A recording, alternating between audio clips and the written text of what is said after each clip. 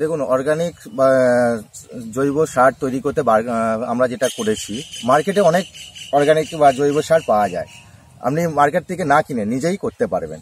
আমরা মেনলি এখানে গোমূত্র বা গোবরের ওপর কাজ করছি। আমরা এখানে 3 বিঘা জমি চাষ করছি, যেটা মাটির কোয়ালিটি খুব একটা ভালো ছিল না, খারাপও না, ঠিক আছে। এইটাকে আমরা চাষাবাস করতে চাইছি। এতে 4 গাড়ির মতো, ছোট ট্রাক্টরে 4 গাড়ির মতো গোবর দিয়েছি। গোবর দিয়ে মাটির উর্বরতা বৃদ্ধি করছি। এর সাথে আমরা কীটনাশক, যেটা আমরা রাসায়নিক হিসাবে ব্যবহার করি, সেটা কিন্তু আমরা ব্যবহার করছি না। এটার জন্য আমরা ব্রহ্মাস্ত্র তৈরি করেছি, যেটা হচ্ছে পোকামাকড়কে মারার জন্য স্প্রে করি, ঠিক আছে। এইগুলো সব আমরা অর্গানিক হিসাবে করি, যেটা হচ্ছে গোমূত্র, গোবর, আরও সব অনেক কিছু দিয়ে তৈরি করতে হয়, ঠিক আছে। এইভাবে আমরা এই চাষাবাসটা করছি। কৃষিরত্ন সম্মানপ্রাপ্ত ডক্টর সুভাষ পালেকার প্রবর্তিত বিনা খরচে জৈব চাষ পদ্ধতির উপর আমরা কাজ করছি। পালেকারজি জৈব পদ্ধতিতে চাষাবাদ করার জন্য রাসায়নিক সার ও কীটনাশকের বিকল্প হিসাবে বিভিন্ন ধরনের জৈবিক মিশ্রণ ব্যবহারের কথা বলেছেন, যার মধ্যে একটি হলো জীবামৃত। মাটির উর্বরতা এবং গাছের বৃদ্ধির জন্যই এটি ব্যবহার করা হয়ে থাকে।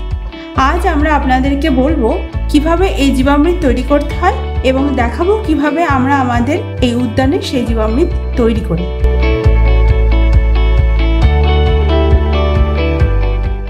বিশেষত ইউরিয়া ও বিভিন্ন রাসায়নিক সারের বিকল্প হিসেবে আমরা জীবামৃত ব্যবহার করি।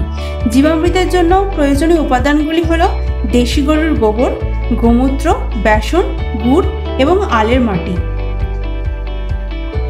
প্রথম একটি বড় জায়গায় 10 থেকে 15 কেজি গোবর নিতে হবে।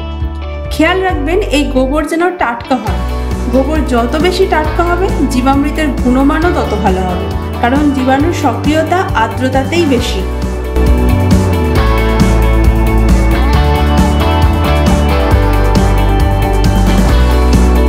মেশানোর সুবিধার জন্য গোবরের সাথে একটু জল মিশিয়ে সেটা পাতলা করে নিতে পারেন।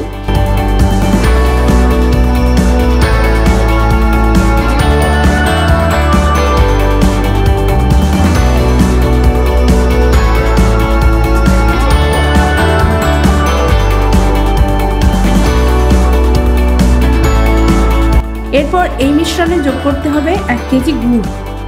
ঝোলা গুড় হলেই বেশি ভালো হয়। ঝোলা গুড় না পেলে সাধারণ গুড় বা লাল চিনিও ব্যবহার করা যাবে। সেটাও যদি সংগ্রহ করা সম্ভব না হয়, তাহলে পচা ফল যেমন কলা বা আখ বা অন্য মিষ্টি ফল ব্যবহার করা যেতে পারে। এরপর ওই মিশ্রণে যোগ করতে হবে 1 কেজি বেসন। এইভাবে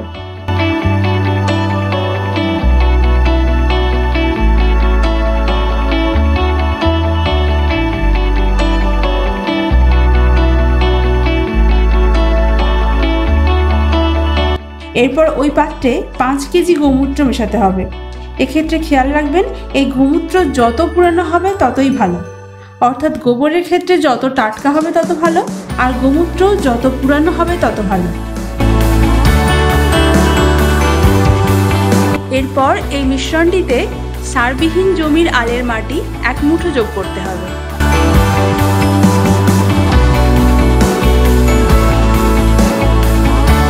এইবার এই সম্পূর্ণ মিশ্রণটিকে 100 লিটার জলের সাথে মিশিয়ে 2 থেকে 3 দিন রেখে দিতে হবে। এই 3 দিন একবার করে লাঠি দিয়ে ভালো করে নেড়ে নিতে হবে। 3 দিনের মধ্যেই জীবামৃত তৈরি হয়ে যায়।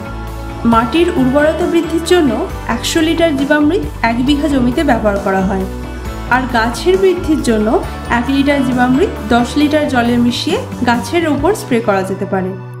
তাহলে আরও একবার পরিমাণটা বলে দিই। মাটির উর্বরতা বৃদ্ধির জন্য 1 বিঘা জমিতে 100 লিটার জীবামৃত প্রয়োজন হয়, আর গাছের বৃদ্ধির জন্য 1 লিটার জীবামৃতের সাথে প্রায় 10 লিটার জল মিশিয়ে স্প্রে করা হয়। আরও একবার এক নজরে দেখে নেওয়া যাক জীবামৃত তৈরির পদ্ধতি।